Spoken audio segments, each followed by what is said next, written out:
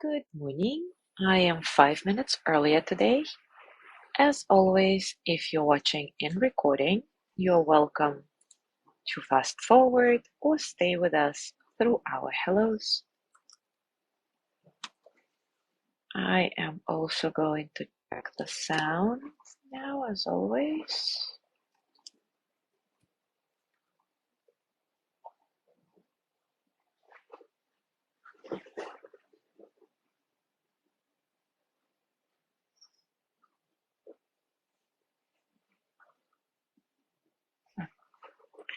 Can't find my own video. That's interesting.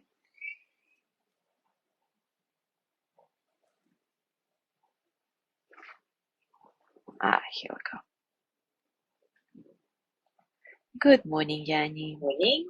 I am 5 minutes. Okay, the sound seems to be good. I don't know if everybody on Cozumel had this weird experience yesterday with electricity just going out and in. And of course, internet did not work properly. But it was much more than that. It was just like the electricity surging, flickering, disappearing, appearing again. Very strange. That made me think about electricity in general, how much we take it for granted. My goodness.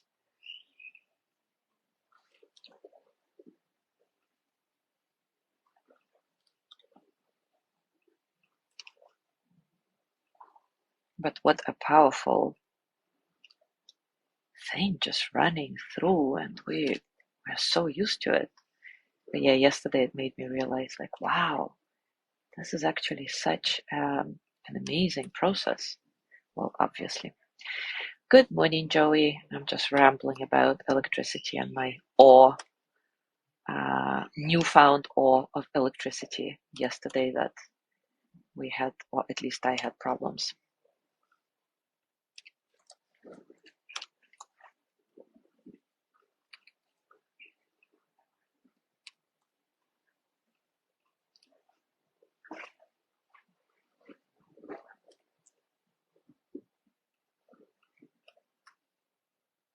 Yanni says yesterday was difficult. Are you referring to electricity or in general?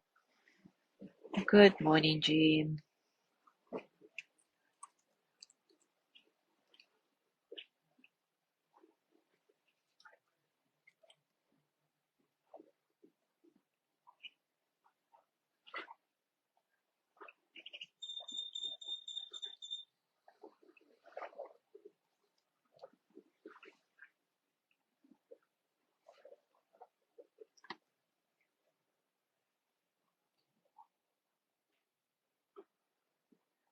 Good morning, Gina. Michelle, good morning. My birthday is April 2nd. Good morning, Maria.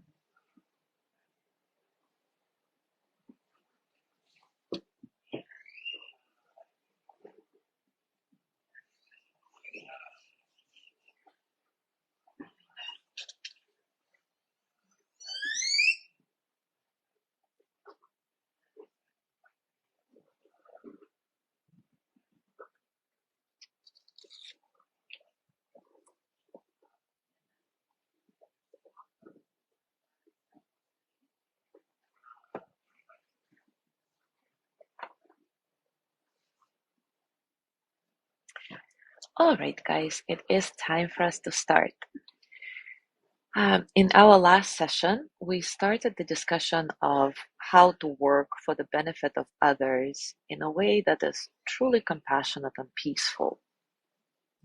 We all know that a big part of a spiritual journey is being of service to others. But if we don't take care of ourselves first, this can often lead to fatigue or even resentment, even a full-blown burnout. And yet most of us have a very distorted view of what it means to take care of ourselves, to have real compassion and real empathy for ourselves. Pema Chodron says, when clinging to security and comfort and warding off pain become the focus of our lives, we don't end up feeling cared for, and we certainly don't feel motivated to extend ourselves to others. We end up feeling more threatened or irritable, more unable to relax. She continues to explain it this way. I've known many people who have spent years exercising daily, getting massages, doing yoga, faithfully following a diet, pursuing spiritual teachers and different styles of meditation, all in the name of taking care of themselves. And then something bad happens to them, and all those years don't seem to have added up to the inner strength and kindness for themselves that they need to relate with what's happening. And they don't add up to being able to help other people or the environment or whatever cause they are pursuing. When taking care of ourselves is all about me, it never really gets at the unshakable tenderness and confidence that we'll need when everything falls apart, which it does all the time, right? Life falls apart regularly, and that's just a fact. And only when we start developing maitri for ourselves, this unlimited friendliness toward anything that arises, this unconditional acceptance of ourselves, only then can we really take care of ourselves in a way that truly pays off. We start feeling more at home with our own bodies and minds, more at home in the world. And as our kindness for ourselves grows, so does our kindness for other people. The peace that we are all looking for is not peace that crumbles as soon as there is difficulty or chaos. Peace isn't an experience free of challenges, free of rough and smooth. It's an experience that's expansive enough to include all that arises without feeling threatened. Most of us have this aspiration to be of service to others, and it's very noble and commendable. And I sometimes wonder how I would respond in an emergency. We all hear stories about people's bravery emerging in crises. But there are also some painful stories from people who were not able to reach out to others in need because they were so afraid for themselves. And that's very human too. And we need to have empathy and kindness about that as well. We all can be in a situation when we're too afraid and cannot help others because of our own fears. That's why it is so important to uncover all the truth about ourselves and befriend all the parts of ourselves, the parts that are amazing and selfless and brave and wanting to help others, and the ones that are cowardly and scared and selfish. And once we see it all clearly and accept ourselves just the way we are, with all our strengths and flaws, then we can truly become of service to others. I really like a story that Pema Chodron tells in her book, Taking the Leap. So let me just read it for you now. This 50-year-old woman had been in an airplane crash at the age of 25.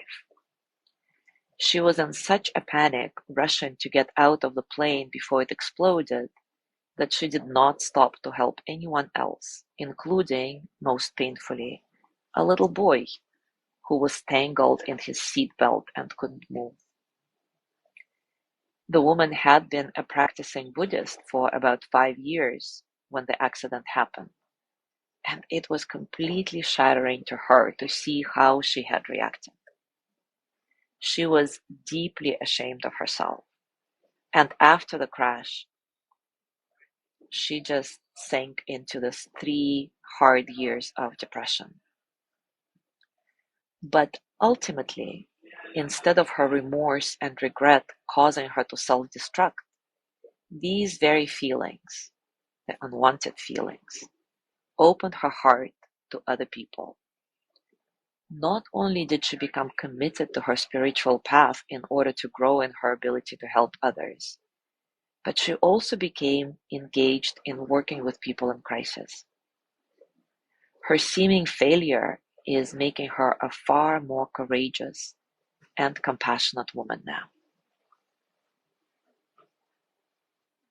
And I love that story because it shows that yes, we are all human and we have a choice what we can do about it. We can sink into this remorse and regret, depression, and basically self-destruct, as Pema Chodron says, or we can accept that, yes, that happened, or this happens, and I'm going to try to be a better human being. So today I'd like to continue the practice of compassionate abiding that we started in our last session, because really this is the foundation of what's needed to truly be of service. This idea of bringing warmth to all the unwanted feelings that arise in us.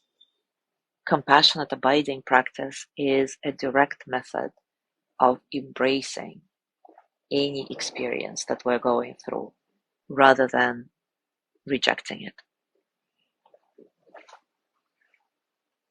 And the approach of compassionate abiding is very simple. I just want to remind you for a moment. Whenever you notice an unwanted feeling in yourself, breathe in and open yourself to it without fear. How human of me. And as you breathe out, let your exhale create a bit more space around the feeling. Remember, you're not trying to breathe anything away. You're not trying to get rid of anything.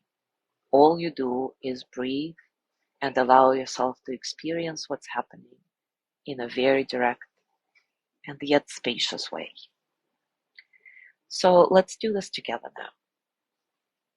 Take a comfortable position, and as always, take a few moments to settle into your body. Find the posture that allows you to stay alert and at the same time relaxed. Soften your face, soften through your body, soften through your breath. No struggle.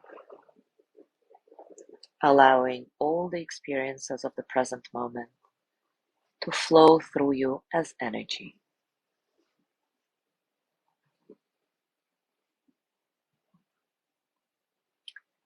And now take a moment to recall a situation that provokes some unwanted feelings in you. Maybe it's the same situation from last time. Maybe it's something different. An argument with a spouse or friend. Something you said to an unknown person in the street and now you regret it. Whatever it is for you, allow yourself to truly contact this unwanted feeling.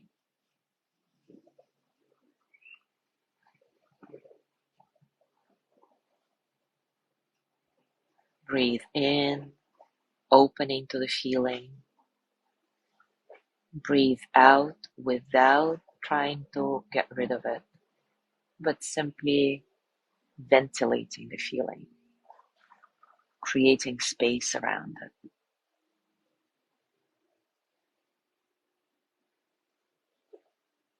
What thoughts are being provoked as you remember the situation and contact this feeling? Can you bring some kindness to yourself? How human of me. Breathe in and open yourself to this feeling. Soften into it. Breathe out and create just a bit of space around the feeling. Nothing more, nothing less.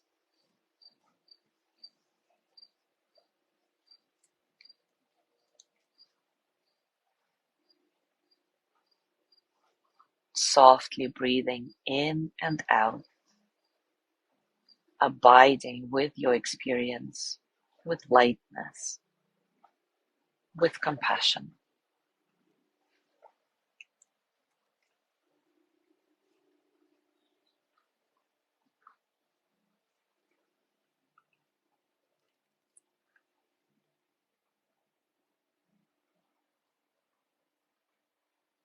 Every time you notice that you're trying to get rid of the feeling instead of abiding with it, because it will happen, simply remind yourself gently, how human of me to feel this way. How human of me to want this feeling to go away. And return to your compassionate abiding practice, breathing in and out, simply being with the experience, letting go of any agenda to have the unwanted feeling disappear when your practice is done.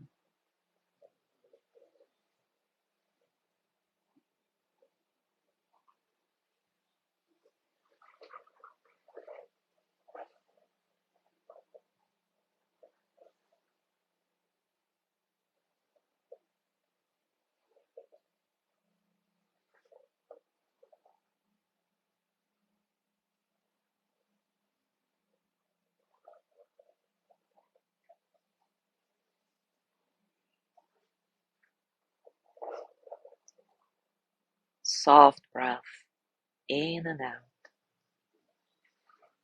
opening to any experience, creating space around it.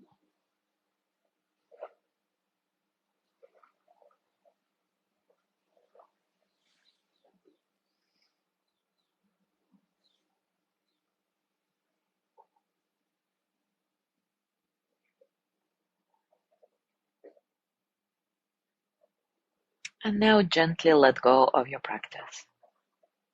Take another breath in and out, and scan your body. Notice what's going on for you right now, physically, emotionally, mentally. How are you, really?